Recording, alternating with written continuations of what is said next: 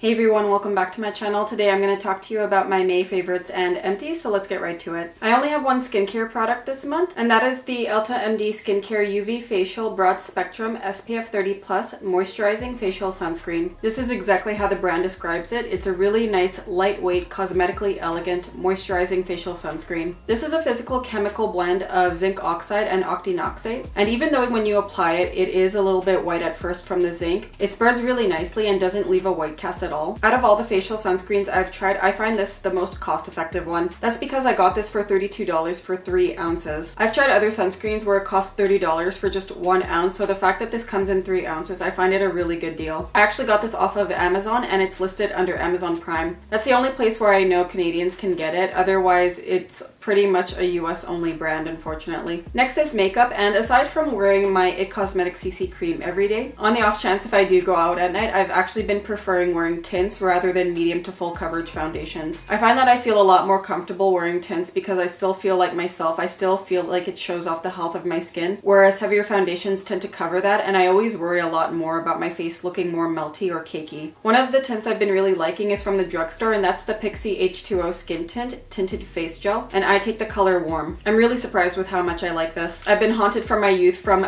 buying foundations or base products from the drugstore and getting an oxidized orange cast on my face. That's why for complexion products, I tend to buy it more from Sephora rather than the drugstore because of that oxidization that happens, but I haven't experienced it at all with this. This actually matches my skin tone perfectly. I really like the texture of this product as well. It really does feel like a gel, and despite the list of silicones that are in this product, it doesn't feel silicone-y or greasy at all once you apply it. When I apply this, it always gives my skin a my skin but better type of look, especially in this area right here where I tend to be more red and have enlarged pores. I find it smooths it out really nicely, and I find I'm really comfortable with wearing this on its own without any primer or setting powder. The other tint I've been really liking is the MAC Studio Face and Body Foundation, and I take the color C2. This is something I've always seen on YouTube and seen people rave about, but they've always raved about it for more normal to dry skin, and I've always wanted to try it, and now that I have dry skin, I finally bit the bullet and purchased it. Like the Pixi H2O Skin Tint, it provides a nice coverage where it evens out the redness and kind of makes a my skin but better type of look. However, I find what differentiates between the Pixi one and this one is that this one gives you a really natural glow to the skin. Even if you try to set your face with powder, the glow will still peek through with this product. So if you are a more oilier skin type, I would recommend trying the Pixi Skin Tint first, just because I find you can control your oil a lot better with this. However, if you are normal to dry, I think you'd really like this because it gives a really nice, beautiful, natural, glowy look. As for myself, which I have normal to dry skin, I like using both products. I alternate between the two. It just depends on what I'm feeling like that day. Next product I've been really loving is the Anastasia Beverly Hills Soft Glam Palette. This is actually the first ABH palette I've ever owned, and I'm really happy that I chose this one. I do have quite a few eyeshadow palettes already, but I actually don't have an eyeshadow palette that's all neutrals and all matte colors. And that's kind of where I like this one, where it comes in, especially because it does carry the classic colors like orange soda and sienna. I really like all the shimmers in this palette. However, it's this matte area right here that I've been dipping into the most and have been really loving for creating eye looks this past month. The one thing I have to say I don't like about this palette is the packaging. I don't like that it's this velour faux suede type of material. I also don't like that it stains really easily, as you can see right here. This one I caused, but this one already came once I got it in the mail. Aside from the packaging, everything inside here is really good. Last for makeup favorites, it's the Clinique Cheek Pop Blush Pop in the color Melon Pop. This is a very beautiful color. I like that it gives a really nice watercolor type of look on the cheeks, and it doesn't make my cheeks look too chalky. The one thing though is that this wasn't the color that I 100% wanted. I did want something very bright and corally. Otherwise, I've been really liking Melon Pop, so I'm definitely going to check the other Cheek Pop colors out because I've been really enjoying the formula of this. Last for my favorites, it's a hair care product, and that's the Briogeo Scalp Revival Charcoal Plus Tea Tree Scalp Treatment. In my previous roundup, I did mention that I bought this instead of the usual Phytopollen Botanical Scalp Treatment I usually get from Phyto Paris, and I have to say I do like this a lot better, mostly because this is a full ounce rather than just 25 mils. It's slightly less expensive than the Phytopollen one, and this is also a lot easier to apply. With the Phytopollen one, you actually had to apply it 20 minutes before you hopped into the shower or the night before, whereas the Briogeo one, you just apply it right after you towel dry your hair and before heat styling it. I've gotten the exact same effects with the Briogeo and Phyto Paris one, but I am going to continue purchasing this one because it is less expensive and it has more product in it. On to to Empties. The first one is the Banish Acne Scars Banish Oil. I've already done a whole review on the Banish Acne Scars Banish Starter Kit. That was actually my previous video, so I'll leave the link up above for you to check out. To sum it up, I did like how this evened out my skin tone. It made my skin feel a lot more moisturized, and while using it during the derma rolling sessions, it did lower the hyperpigmentation marks I had on my face. However, I don't like the fact that this comes in 15 mils and it's $49 US on sale, $153 US original price. Converted to Canadian dollars, that's a bit too much for the size of the bottle. I also don't like that the brand doesn't tell you what the percentage of ascorbic acid is in this product. I've already purchased the Mad Hippie Vitamin C Serum. That one has a vitamin C derivative called sodium ascorbyl phosphate, and that one is supposed to help with acne a little bit better. That also has vitamin E and ferulic acid in the ingredients list, and it also comes in a 30 ml bottle. Next empty is the WELL.CA Clean It Zero. This is actually the older version, and I actually forgot about this product. I left it at my parents' house when I moved out. When I went over to pick up some leftover stuff, I actually found this in the bathroom drawer, and I thought I'd take it and finish it up. This is the first sherbet type balm makeup remover I've ever used, and I really like it, and I understand the hype behind these products. It's a nice lightweight type of texture, so those of you with oily skin wouldn't mind using this at all. The only thing I didn't like about this was that the scent was very artificial. I don't mind products that have a natural fragrance to them given the ingredients in the product, but when it's an artificial smell, that really turns me off from repurchasing the product. WELL.CA, however, reformulated all of their Clean It Zero products. They could have changed the scent to this, I'm not really sure, but I do have some other stuff I need to go through first before reconsidering to buy this. I've also been wanting to try the Pharmacy Balm and the Hamish Balm as well. It's one of those so many products, not enough face types of things. Next empty is the Mise-On Multifunction Formula All-in-One Snail Repair Cream. Mise-On snail products have gotten so many good reviews, including this one, and I was looking so forward to trying it. However, I have to say this was not my favorite moisturizer, and that's strictly because I found this not moisturizing enough for my dry skin. How I used it instead was kind of like as a first moisturizer, so I would go in with this and then follow up with something a little bit more occlusive. I love snail products. Anything with snail secretion, I always find it really benefits my skin, but with this one I didn't really notice much of a difference in my skin's health. So for that, I will have to pass this product and not repurchase it. However, if you are normal leaning to oily skin, I think you would really like this because I think you would find it moisturizing enough for your skin type. Last empties are two mascaras. The first one is the L'Oreal Voluminous / Paradise Mascara in the waterproof formula. The second one is the Innisfree Skinny Micro Cara. So for the Innisfree one, I like it because it has a really nice tiny wand that's great for bottom lashes. So I already cracked open another tube of this. I had a backup. It's also a really nice mascara if you want a no makeup type of look. I did like the Lash Paradise one. However, I found by the end of the day it would smudge underneath my eye, so I would never use this on my bottom lashes. I also won't be repurchasing this because I did find a mascara from a Japanese brand called Heroin Make, and I personally opt for Asian mascaras rather than the conventional drugstore ones, just because I find they do a lot more for my lashes and they're way more waterproof than what I find at the drugstore. Otherwise, if those Asian mascaras aren't accessible to me anymore, I wouldn't mind picking up another Voluminous / Paradise mascara. Before we end off this video, I just wanted to mention one more thing for this roundup, and that is an accomplishment. And the accomplishment is that for the month of May, I have worked out consistently for the entire month,